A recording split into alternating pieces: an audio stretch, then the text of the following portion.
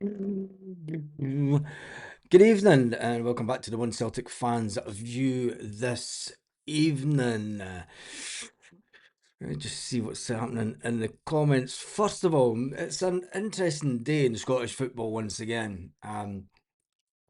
We'll get to the Celtic Fans Collective in a moment. Just see what's happening in the comments. First of all, it's an interesting day in Scottish football once again.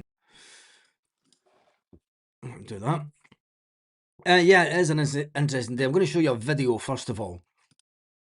I'm going to show you a video from STV, Scottish Television.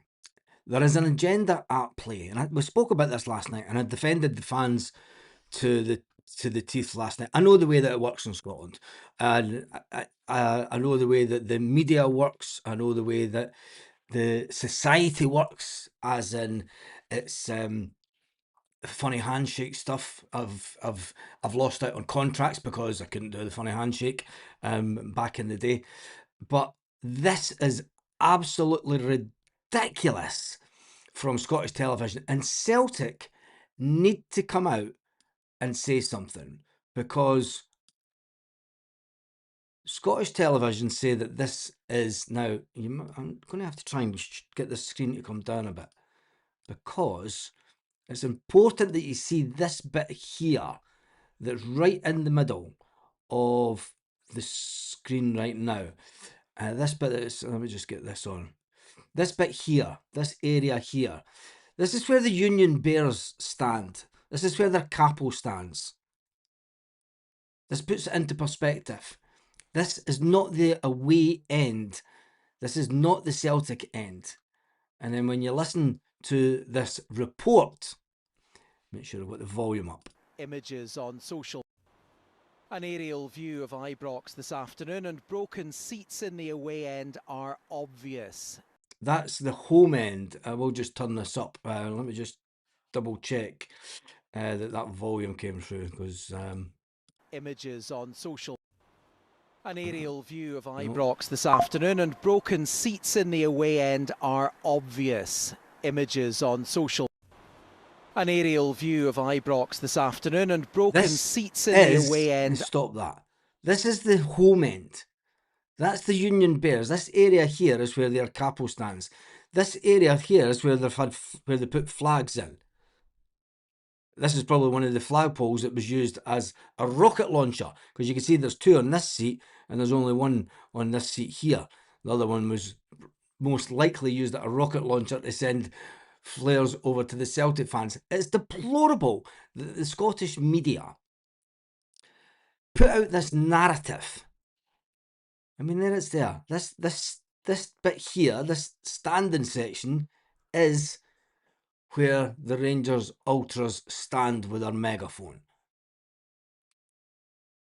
In the away end are obvious. Images on social. An aerial view of Ibrox this afternoon. I mean, this is probably the best. You could. It makes it even worse. Rangers would never put in a platform for capos, and then you even see the pole where the ultras banners go right along here.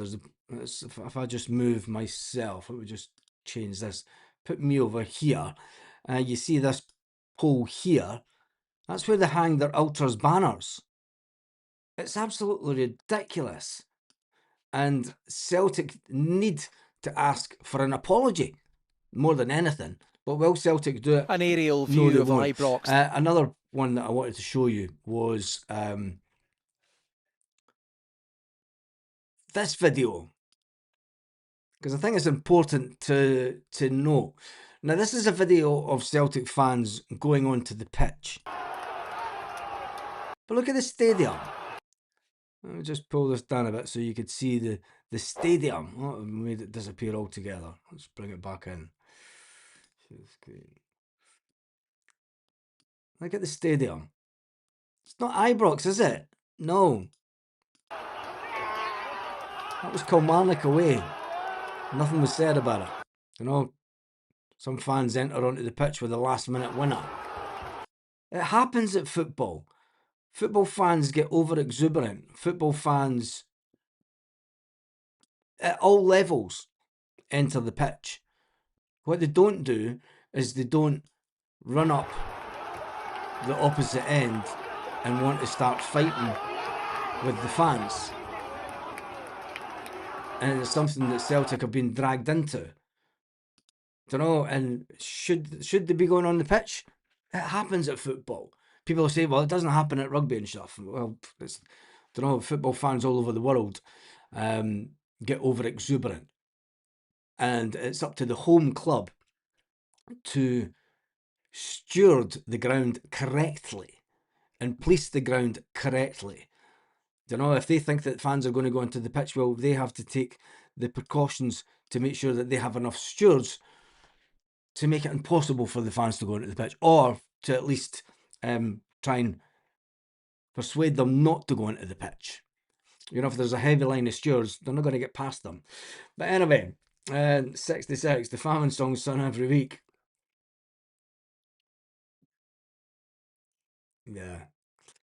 Yeah, criticism for celebrating is crazy. I mean, I'm not. The thing is, there's some of the videos that you've seen, and then there's another one from another big YouTuber who is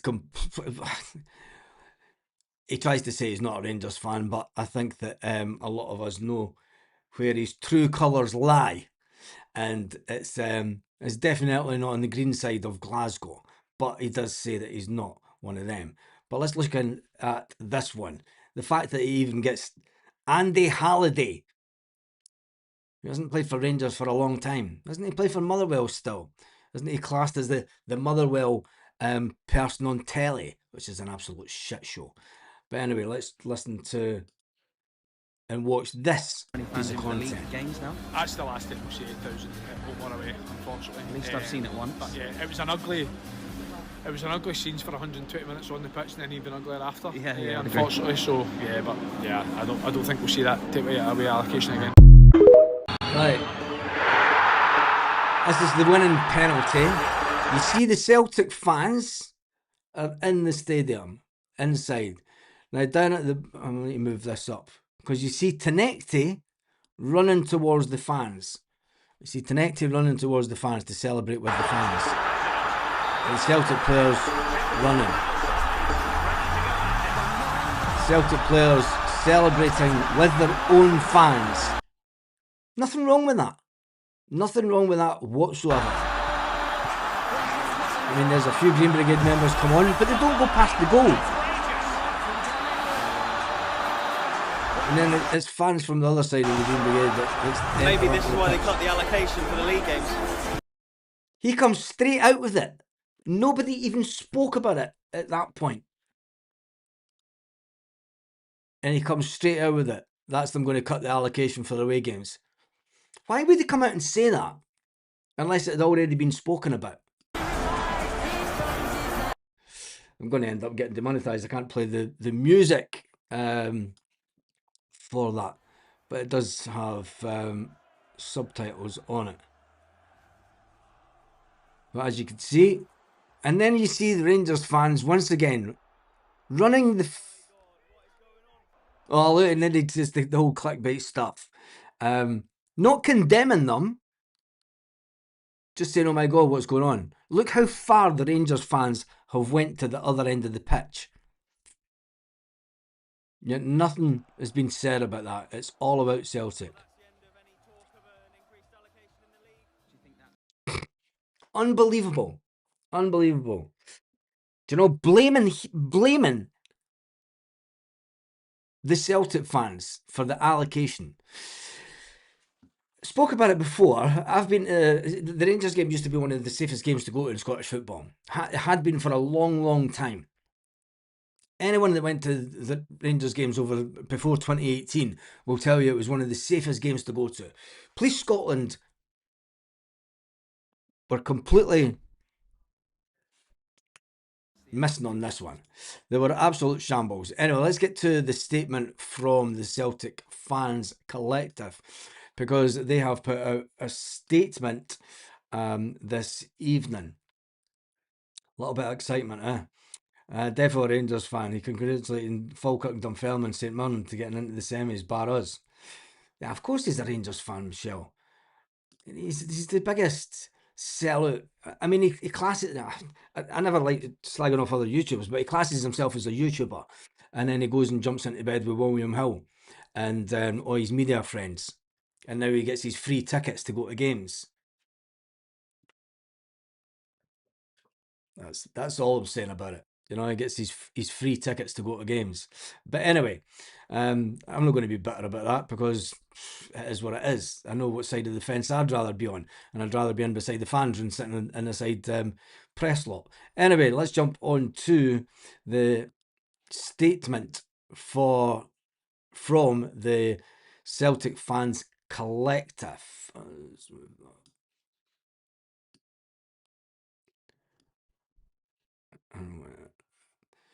The Celtic fans collective.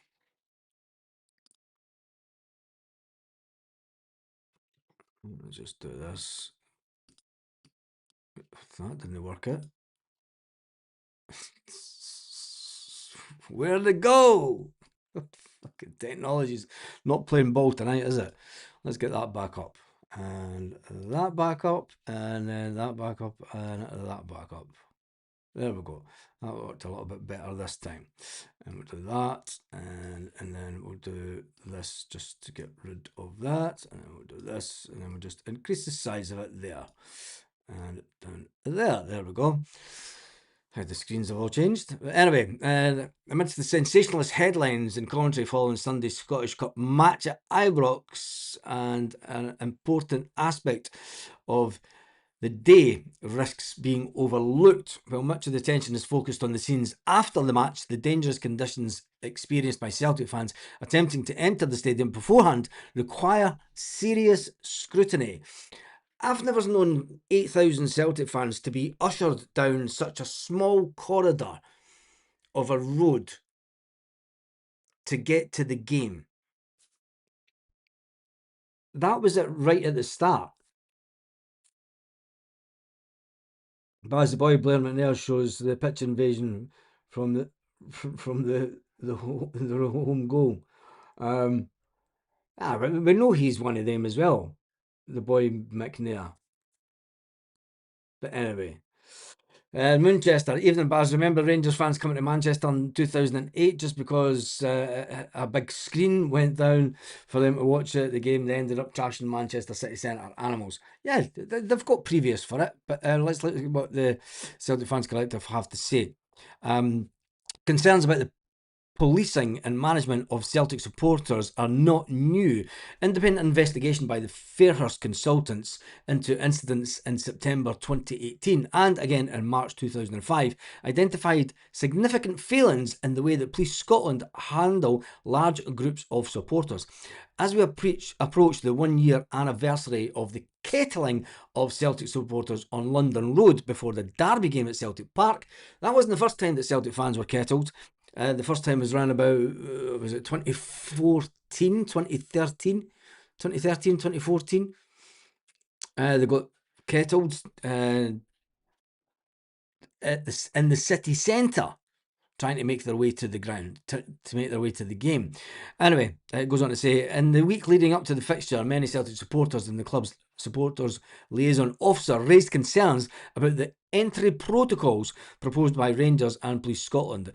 The stadium approach and entry system had safely accommodated a full Broomloan stand allocation for decades, was replaced with an arrangement designed for around 2,500 supporters. Why weren't Celtic fans allowed to walk up the road that they've always walked along? Why was 8,000 fans put through a funnel, put through an area that was going to be a bottleneck? When you used to go to the game before, there was never a bottleneck. Everyone walked up to the stadium. You had plenty of space to walk up to the stadium, and then you entered in through the turnstiles. It's unbelievable, but they changed it. But they did. On the day those concerns prove well-founded. Large numbers of Celtic supporters were funnelled into a restricted approach route and held there for extended periods before reaching the turnstile. The result was dangerous overcrowding and prolonged conditions, and many supporters described as crush-like rather than attempting to ease the congestion. Police Scotland deployed officers in riot gear, increasing the tension. I also got word on the day that there was a woman on a horse that galloped through Celtic fans, and on the horse, when they were contained in such a small area. Further concerns arose around the new instructions of Celtic supporters. Bus parking, which were poorly managed and left travelling supporters exposed after the match. And we all know what happened with the Dundee bus. And the Rangers supporters are saying that the Dundee fans got off the bus and tried to attack the Celtic fans. The Dundee fans were going back to their bus. They hadn't even got into the bus when Rangers fans decided to attack the old boy. And the fact that they jumped on his head and everything, it's just never ending. Celtic Food Club must also address these concerns. In recent months, the club has placed considerable emphasis on matters relating to supporters' conduct and stadium safety. Given that focus, supporters would reasonably expect to hear from the club and from the head of safety and security operations, Mark Hargreaves, on what part he had to play in the matchday operation. Hargreaves was once again explicitly absent on the day. He's lost the trust of many Celtic fans some time ago, and his position is untenable. These concerns are particularly relevant as the Green Brigade have been advised that any decision on their readmission lies with Police Scotland. Now, Police Scotland are saying that they have the final say on 250 fans entering back into the stadium. Who's running the game in Scotland? Is it the SPFL? Are Celtic saying that they are completely inadequate to be able to run their own stadium, that Police Scotland get the last say on everything? They can't put forward proposals to Police Scotland to show that they can manage their own customers. If they want to talk about it as being customers, it's unbelievable.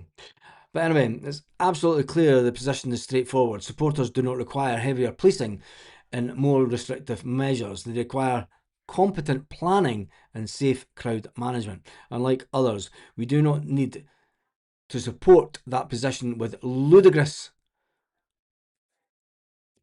protestations.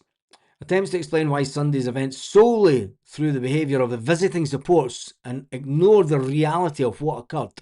The focus must remain on the failures of policing, planning, crowd management, which created the entire foreseeable unsafe conditions. Accountability for what happened on Sunday is now required.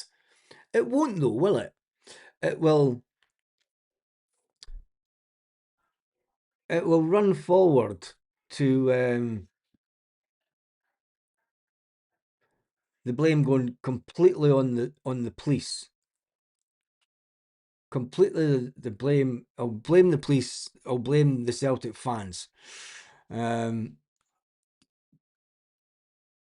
we expect anything else? That's the worst about it. That is the worst about it. Let me just go see.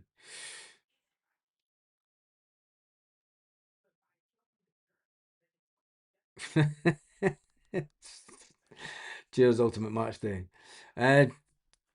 Kettled in the Trongate. Yes, it was 2014. I knew it was one of those years. Because I was almost at it with my daughters. Our bus was running late that day. And if it wasn't for our bus that ran late, my two daughters would have been kettled as well that day. But I've got video footage of the police escorting some fans that day back up to the stadium. Back up to the stadium.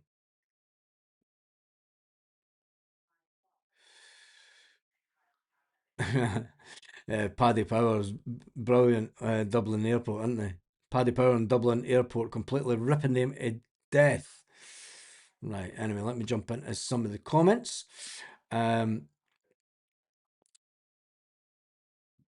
fans could have tied a scarf around the goalpost or a flag or something on the crossbar. Jokes, one fan did. There was a picture of one fan did a Lee Griffiths, and he tied his scarf around the goalpost. I think it was hastily removed. Did the police let this happen to benefit them with no away fans? It's all allegations, isn't it? It's all the blame game. But what Police Scotland did do was completely inadequate in allowing hundreds and hundreds of fans run through. It's not as if, I mean, Celtic fans entered the box. They entered the box and they never went any further. Rangers fans ran 3/4 of the length of the pitch here, but they're not being condemned, and they've not even been condemned by their own club. But anyway.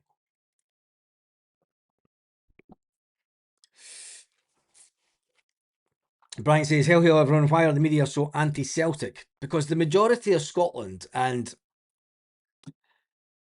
business leaders in Scotland and such like have Masonic ties. I've been to working lunches and business meetings back in the early 2000s, right up to 2015, and I tell you one thing, the early 2000s was horrendous for anti-Catholic. I mean, I remember being at one of these dinners and there was a Hibs ball up for everything wasn't Rangers orientated, but you could tell there was a lot of lodge members in the crowd, and the way that the bidding was going for stuff. And then a Hibs ball came up, and nobody bid on it, and I was like, "You bunch of DOBs!" And there was like a £10 bid on it, and then I bid on it. But anyway, I was getting called all sorts of fenians for betting on a Hibs ball. It's not just us that get it, Hibs get it as well. Mikey Halliday is a shite player and a shite pundit. Yeah, he is that. But anyway, Halliday's a bit of a liar. Yeah, he talks more shite than anybody in the media. David Tanner is a bigoted tosser. Polish are raging because they never got their donuts and coffee. Anyway, Celtic news-wise, I mean, the news is all about. We did say that this would go on for days and days and days. I think that there's been supposedly leaked intel on Callum McGregor's injury and return timeline, but that was from Greg Taylor. And now you've got the Daily Record running it's unbelievable. Greg Taylor done the story yesterday on one of I think it was maybe Talk Sport or something like that, and now this evening the Daily Record are running with the story as if it's theirs. Brilliant, huh? Even Frank McAvenny blames the police and Rangers for the carry on at Ibrox. There's one thing for sure, it's not going to end anytime soon. There's going to be the fallout in this until Martin O'Neill, and even come Friday, Martin O'Neill will want to talk about the game this weekend. And you'll guarantee that Martin O'Neill will spend around about 10 minutes trying to talk about the fallout for the game last weekend, because that's the way that the media will want it. They want to keep this going. They want to keep the narrative going, saying that it was the away fan base. The narrative that's coming over from the media, you know, and this all comes down to, and I don't blame Martin O'Neill because they're picking on an old guy here. But they got a free-for-all when Martin O'Neill came back as Celtic manager and called it the Old Firm Derby. There is no Old Firm, man. We have said since 2012 we are not a part of anything. Every Celtic manager since then has refused to say the term Old Firm. Martin, should someone have said to Martin, look, Martin, we don't call it Old Firm, and Martin would have went, listen, young man, I'll call it whatever the hell I want. Do you know, that was probably the way that Martin would go with it. But ever since he came back, and they're getting a free-for-all for calling it the Old Firm. It's not the Old Firm. It's never been the Old Firm since 2012, since they died. Liquidated. Never paid the face painter. Never paid everyone else. Do you know? But anyway. David Tanner as a DOB mentions blessing. Hopefully Callum has caught it early. I still think Callum's going to be out for a couple of weeks. Thanks for getting it back to football, mate. I think that Callum, I think we are going to be missing Callum for this weekend against Motherwell. It's a big game. Seemingly the Motherwell manager's been asked again about links to Celtic and whether or not he is going to be at Celtic next year. And he's told the media that he's planning a Motherwell blueprint. Maybe the wrong words to use, but that was probably the media, the guy who interviewed him, that said the word blueprint. He probably said that he was just looking to plan for next season.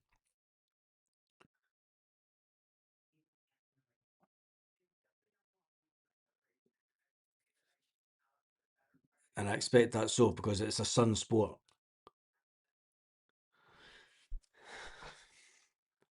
He's planning for the future, he said. It's typical Sun to say a blueprint. Anything to get a bit blue in there, isn't it? But anyway, he said that he's planning for the future of the club behind the scenes. Of course, any manager's going to do that. Honestly, Scottish media. Do you think that he's going to come out and say, "Nah, we're not planning for next season because I might get the Celtic job"? It's absolutely unbelievable that that the media put that together. It shows you how poor journalists are in Scotland. I'm going to say it. I mean, it's just woeful. The questioning of the media is just unreal. What is Callum's injury? Callum's got the same injury as he had last season, and it's basically his calves are burning. His calves are on fire, and it's basically down to playing too much football, getting used too much. When's the first of the injuries back? Martin O'Neill said it was going to be back. The first of the injuries will be back by the end of March. He said that in an interview, I think it was last week. Don't think, I've said it before, the players that are going to come back from injury, don't expect them to do too much because they've been out injured for months and it takes them a couple of games to get back warmed up to gain speed. And when you read the Rangers supporter statement, I'm generally flabbergasted. You couldn't make it up. No, I didn't, and I don't intend to.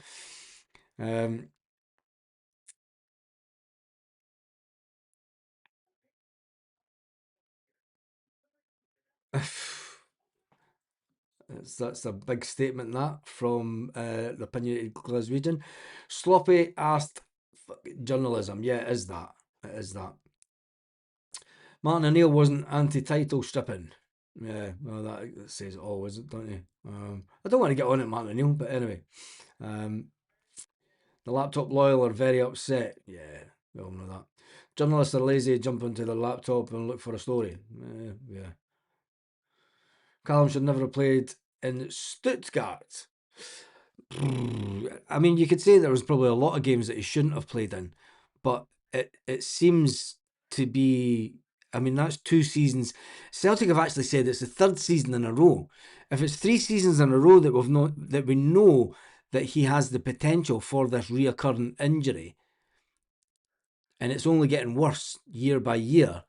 I mean, I think is Callum not in his last year of his contract next year?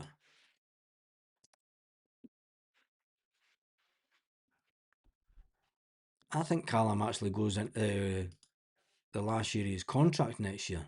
No, that's Celtic.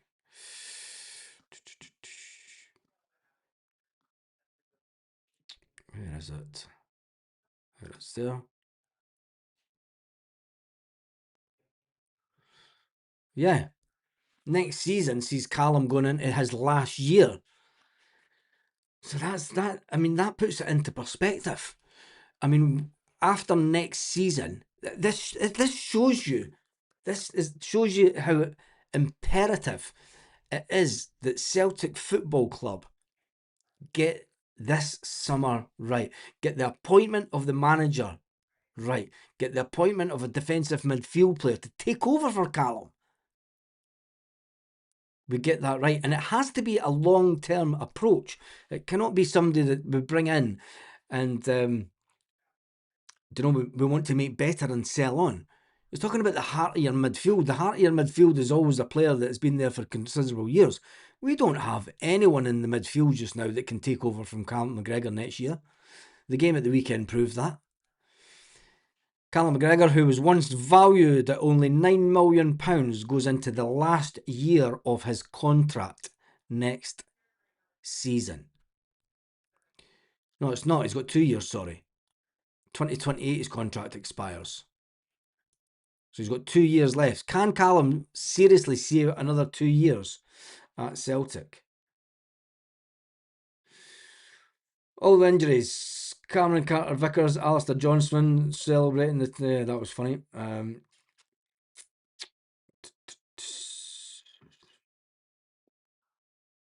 been all day at Cheltenham. You've been all day at Cheltenham. Ah, that's why it's pissing down in Benidorm, because it's Cheltenham week.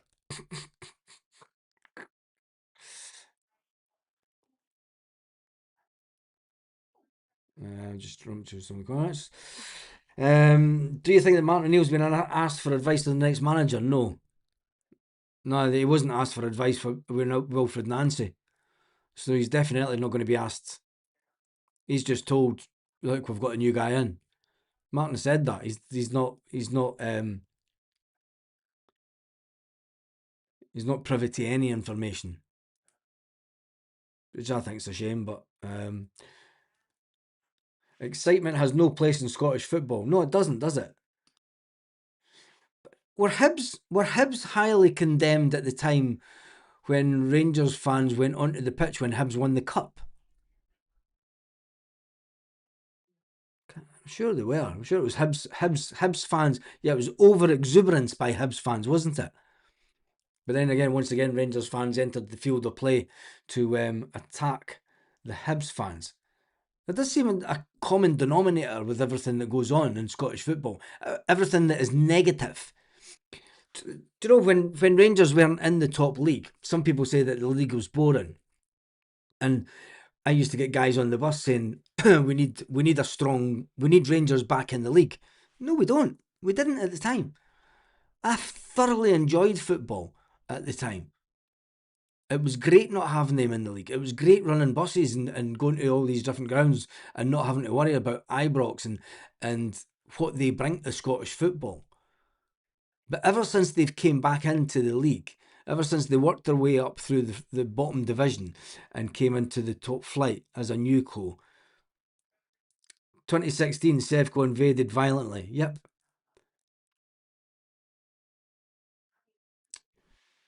It was a turnaround. Yeah. I mean, Hibs, Lee Wallace is a grass. Yeah, we remember that one. Wasn't he the one that said he got a broken nose and he didn't get a broken nose? 2016, Hibs 2016 was the same scenario as on Sunday and in 1980. Just exuberance. We are not allowed to celebrate against them. No, we're not allowed to celebrate against them. We have to know our place. But we'll never be mastered.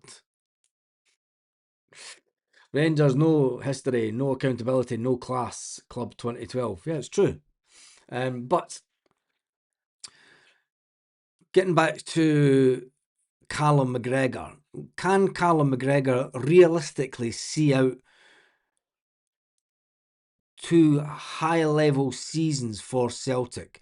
So it's the second year in a row that he has had this injury. Do you know, the player that was his main position was always left midfield when he came through the system at Celtic, and central midfield, and then he was put into a more defensive midfield when Scott Brown left.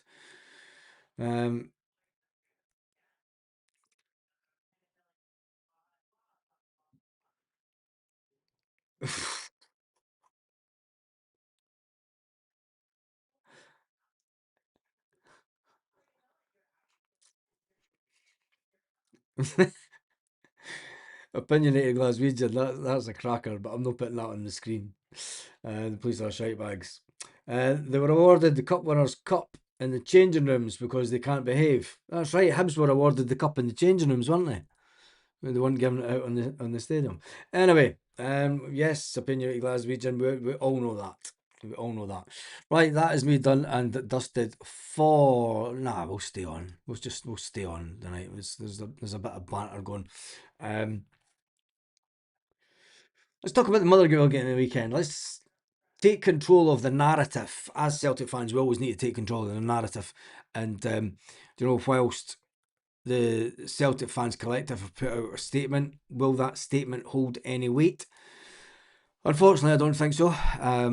Will Celtic come out and say anything? No. That's the disappointing thing about the whole situation. The Celtic will just bury their head in the sand, say nothing until the police say something for them, and Martin O'Neill will be left to face the music. Don't know. Edward says, where's that comment? Rangers fans wearing Ultra shirts only came for one thing. Yeah, they did that.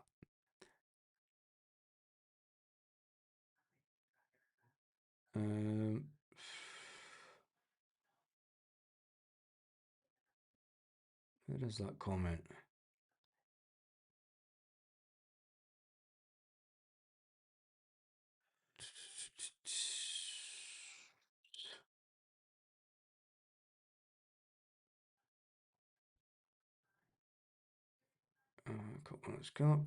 Right, there we go. Celtic for life. There we go.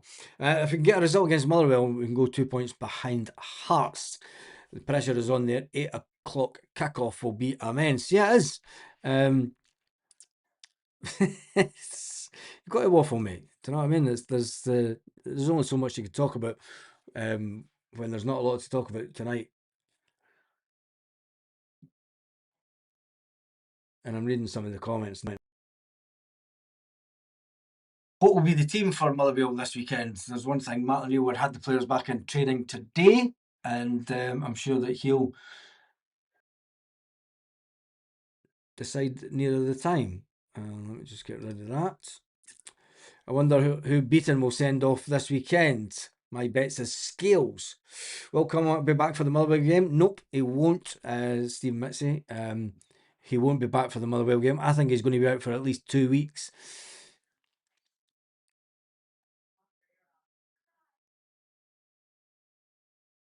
Motherwell will be a real test. Yeah, it will be. Big test for the weekend.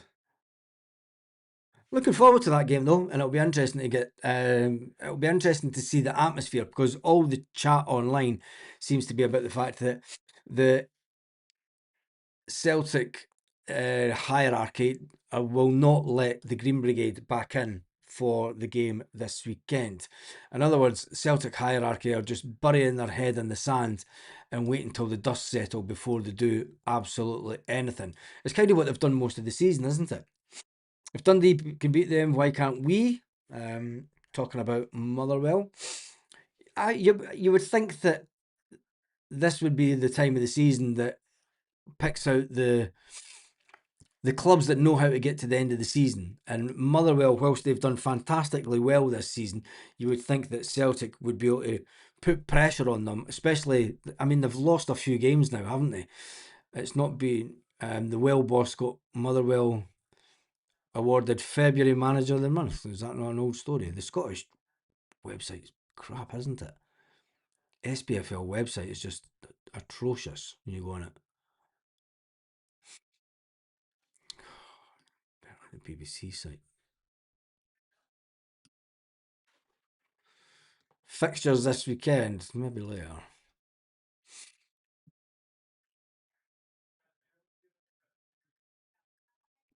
Let's see the rest of the fixtures this weekend. There's football on tonight as well, isn't there? Is there no Champions League tonight? Aberdeen versus Falkirk. I would actually take Falkirk to win that one up in Aberdeen. I think Aberdeen are just falling to pieces. Celtic Motherwell, 3 o'clock kickoff. Hibernian versus Livingston, 3 o'clock kickoff. And then Kilmarnock versus Hearts. I think Kilmarnock may actually win that one. Because Kilmarnock have got a fantastic record at home. I mean, they made it hard. They made it really difficult for Celtic. And then on the Sunday, you do have St Mirren. And then Dundee. St Mirren and Dundee. Playing Rangers and Dundee United. St Mirren versus Rangers, Dundee playing Dundee United. St Mirren versus Rangers, the early kickoff. Now that'll be an interesting one to watch because St Mirren have took points off them before. But for me, the game of the day is obviously Celtic Motherwell. That's the two teams that are probably fighting for the most. Motherwell fighting to keep their position as in third position. Hibernian could close that down a bit. Yeah, could be an interesting weekend in Scottish football. The Newcastle-Barcelona game is on Prime now. It's 0-0. There we go.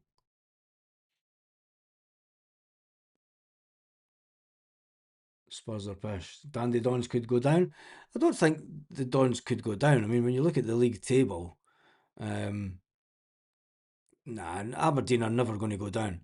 They're on 29 points. Unless, I mean, Kilmarnock are still on second bottom. It's my hope that Kilmarnock go down, but if Kilmarnock get the win at the weekend, do you know what will happen? I mean, Hearts haven't been playing brilliant, but they've been scraping through wins. When you look at the last 5, Hearts have lost 2 games. Celtic lost that one against Hibs. I would say that the momentum now, I would say, is all with Celtic. It's all with Celtic.